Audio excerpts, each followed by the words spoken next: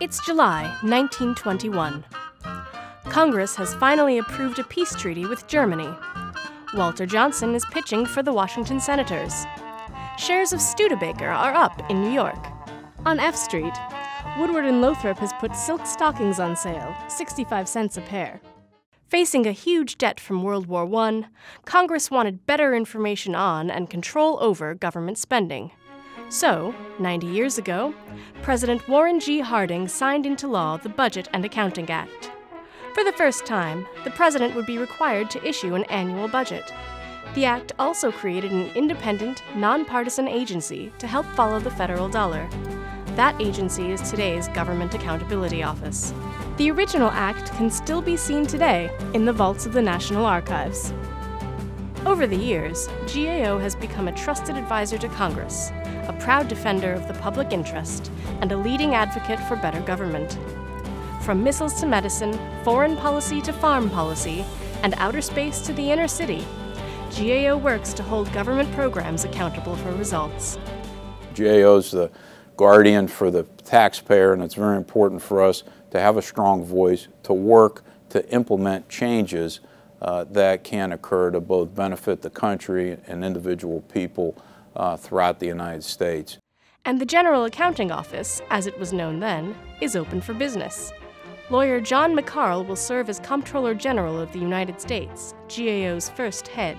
The Budget and Accounting Act specified a 15-year term, one of the longest in government. Well, I think it's very important because it was put in there to give independence. But one of the things it does is gives you continuity of leadership. And, you know, one of the problems in government is there's so much turnover in the cabinet departments and heads of agencies, it's too quick. In its early years, GAO mainly does voucher auditing. An army of clerical staff, many young women new to the workforce, reviews agency payments and purchases. After World War II, GAO turns to more comprehensive financial audits that look at the economy and efficiency of government operations. In 1951, having outgrown its offices in the Pension Building, GAO moves across the street to its new headquarters. President Harry Truman attends the dedication ceremony. But the General Accounting Office is neither a bugaboo nor a bore. It is a vital part of our government. Its work is of great benefit to all of us. Under Comptroller General Joseph Campbell, GAO seeks to raise the professional level of GAO staff. That effort pays off, and by 1965, more than half the agency's employees are college graduates. In 1966, President Johnson nominates Elmer Stotts to succeed Campbell as Comptroller General. A former top official at the Bureau of the Budget, Stotts leads GAO through a period of government response to many social issues. As questions are raised about the effectiveness of the Great Society's poverty programs, GAO begins to carry out the type of work it's known for today: program evaluation. These studies examine whether government programs are meeting their objectives. GAO undertakes reviews of campaign expenditures, some of which touch on Watergate. It also does important work on energy policy, consumer protection, the environment, economic matters, and even New York City's financial crisis. In 1981, President Reagan nominates Charles Bowsher, a former Assistant Secretary of the Navy and partner at the Arthur Andersen accounting firm, to be the next Comptroller General.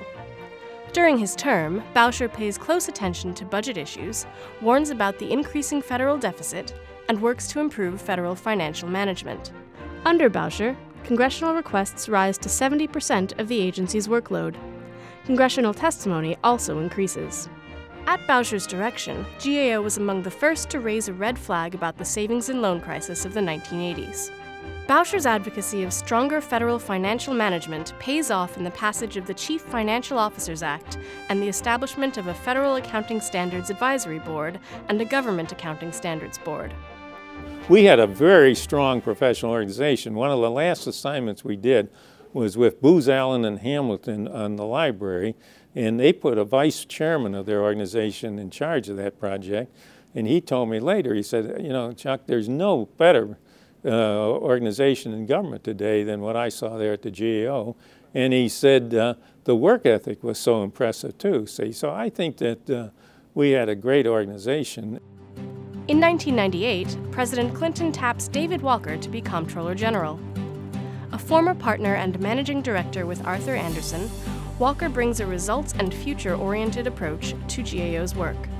The agency is reorganized, and Walker introduces a series of human capital reforms, including performance-based pay. GAO codifies its 3 core values: accountability, integrity, and reliability. In 2004, Walker changes the agency's name to the Government Accountability Office to better reflect its evolving role in government. The old name really didn't reflect what we did. When you go out on college campuses, you talk about the General Accounting Office. A lot of people would say, well, I don't want to be an accountant, when in reality only about 15% of our employees had a financial background, if you will. Walker also seeks to raise public awareness of emerging issues of national concern. In the fall of 2005, he embarks on a fiscal wake-up tour to warn about the government's growing indebtedness. GAO is an island of integrity in a sea of instability. It is the rock, and therefore I think it has an increasingly important role to play as we look forward. Following Walker's resignation in March 2008, Gene Dodaro becomes GAO's acting head. At the end of 2010, he is nominated by President Obama and confirmed by Congress as the 8th Comptroller General of the United States. Dodaro is the first career civil servant to be named to the job.